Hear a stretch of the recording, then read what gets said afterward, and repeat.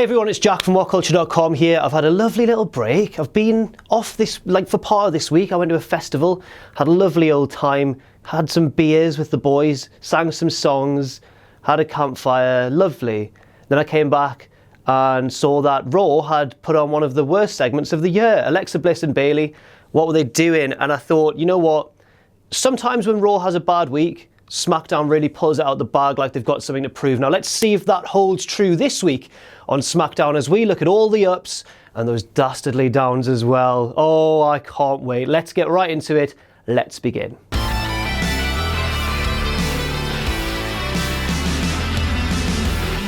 Now we start off as we always do with that automatic down because JBL is still on commentary for SmackDown Live. And I just don't know what to do, lads, because it's almost like WWE management are not watching these videos and going, well, Jack the Jobber thinks it's bad, we should probably take JBL off. It's almost like that's not happening at all. But regardless, it is an automatic down, and we do begin with it already being 1-0 to the Downs. The show started properly with Kevin Owens coming out to host the highlight reel, you know, the show that he's taken on since betraying Chris Jericho. Still not over it, especially as he referenced Chris Jericho and was all talking about how he invented the Money in the Bank ladder match, or claimed to, and all the rest of it, and said that he is going to win the Money in the Bank ladder match before being rudely interrupted by the rock star Shinsuke Nakamura. Can we have a main eventer on the main roster who doesn't need to be kind of saddled with one of these forced nicknames? But regardless, Shinsuke came out, and before he could talk even, he was cut off by the banterous one himself, Baron Corbin. Corbin then came out cracking jokes left, right and centre. He called Kevin Owens Cartman from South Park. And then Nakamura laughed, and then Corbin went, what are you laughing at? Probably the joke you just made, Baron. You wanted to crack jokes and then someone laughed and you just kind of tossed their opinions aside. I can't believe you. Things all kind of devolved into a brawl. Sami Zayn ran out and got involved as well, and we know what that means. Holla holla, player player. That's right, a tag team match was announced between Zayn and Nakamura and Owens and Corbin, and I guess Sami Zayn got some booking power now. I guess that's all right, I suppose. On the whole, this segment, the positives outweighed the negatives, I think. Nakamura's English obviously isn't that great, but they kept his involvement minimal, and he had some very simple lines to say, and he delivered them well.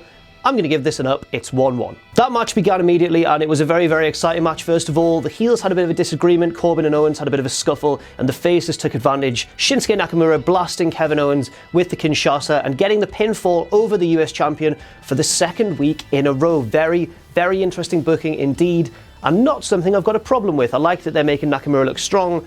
Owens kind of took the loss because of a distraction and his teammate turning on him. It all makes sense. It's all fine. The faces get the win. 2-1 to the ups. Next out were Jimmy and Jay, the Usos, the SmackDown Tag Team Champions, and I've really turned a corner on the Usos. I think I've been blinded in the past few weeks by my love for Breezango. Now that feud's over and the Usos won, I can kind of see their value. Their heel promos are light years ahead of their babyface promos, and I've genuinely stopped being so sour about them. Speaking of sour, the New Day came out and made their SmackDown Live debut. They were announced as one of the shake-ups in the Superstar Shake-Up, but they were yet to appear on SmackDown. This was their first appearance, and it was nice to see the New Day lads again. It was quite refreshing after their break. They came out, and you could tell that both teams were having an absolute blast cutting promos on each other. It was very good. And then Xavier Woods dropped a bombshell and said that Shane McMahon told him that the Usos have a very special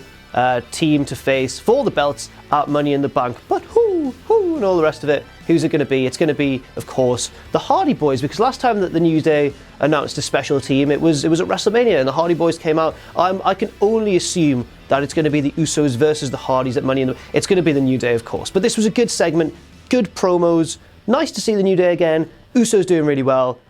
What an episode of SmackDown so far. Another one for the ups. All of the women's roster, except for Lana and Naomi, the champion, of course, came out for the 5-way number one contenders elimination match for the number one... I've just said that. For the title shot, yeah.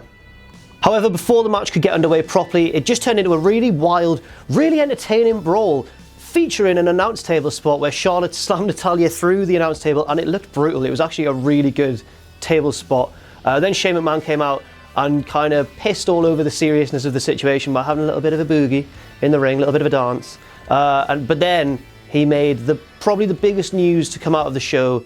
There's going to be a women's SmackDown Money in the Bank ladder match at the Money in the Bank pay-per-view, the first ever, and another big landmark for women's wrestling.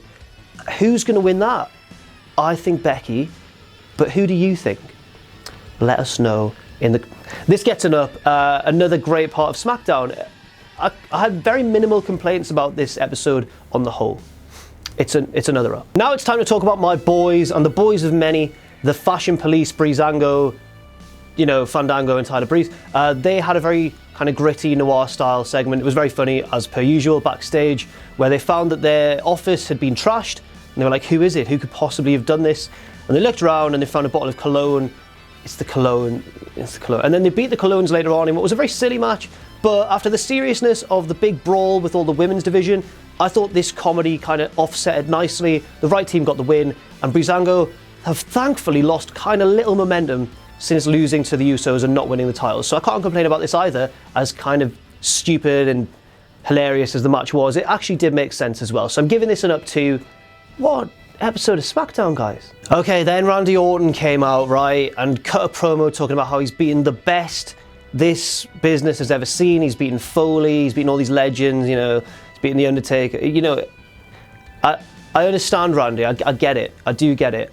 And I get that he's trying to be a babyface, but it's when he starts talking about, we're going to give Jinder Mahal a good old-fashioned American beatdown. Yeah! It's just like, I understand it. I know it's an old trope of wrestling, especially in WWE, the American versus the evil foreigner, but it's 2017, guys, come on. Then Jinder cut him off, or his music cut him off. Jinder didn't come out himself. He appeared on the Tron with the Singh brothers in tow, and he cut a promo talking about how this is the new kind of, your old news, Randy. You've beaten all these legends or whatever, but now you're old as well. It's time for someone new to take on the mantle of the champion, and I'm going to beat you and all this. And he said it in a snarling, evil way, and he trashed America while he was doing it. But the underlying core of his message was a really positive one, and I just would like, for one of these days, for one of these feuds, to be the other way around. And as many people have pointed out to me on Twitter, on 205 Live, we do have that situation kind of going on, but I want to see it in like a big, defining feud like this one could have been, but it's just turning into evil foreigner versus good guy, good old boy American who burns down his friend's house and his sister's grave in all talking about the Bray Wyatt thing. This gets it down. Next we come on to the main event, Dolph Ziggler versus AJ Styles. And first of all, before I talk about the finish of the match and the booking behind it, it was a good match. I'm going to give it an up, just on balance of the action in the ring. Really good stuff, as you'd expect from AJ Styles and Dolph Ziggler, two of the best wrestlers mechanically in the world ever. Really good at, now the comments are going to be, Jack thinks Dolph Ziggler's one of the best ever. I think he's one of the best workers we've ever seen. He's really good at flopping about stuff. Maybe not one of the best ever. It gets enough. But then we get to the finish where Dolph Ziggler actually beat AJ Styles, and I don't agree with this. I understand why they did it. Dolph's kind of the weak link in that Money in the Bank ladder match. He's kind of the one who's the least over with the crowd, alongside maybe Baron Corbin, but he's kind of got a head of steam behind him.